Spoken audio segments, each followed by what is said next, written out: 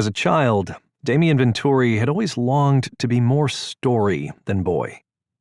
He'd cut his teeth on tales of the saints and the disciples blessed with their magic.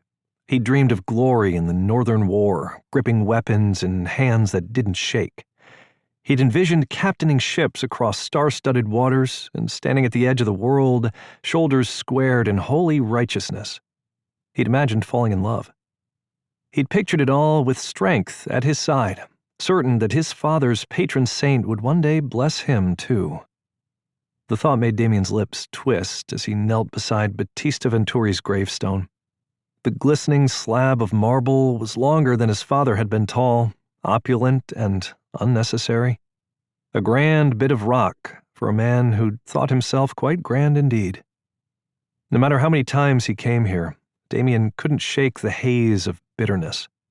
His frustration was an unforgiving thing. When his father had died, Damian had known despair. He'd watched crimson spread across the stark white of the palazzo floor and felt the dull, inescapable thrum of that despair in his bones.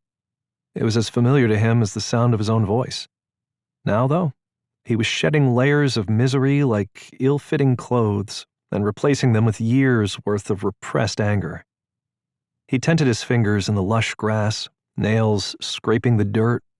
The saints, if they were out there somewhere, weren't in the business of liberation. Disciples died like any flesh-and-blood creature. Death made equals of them all. Damian should know.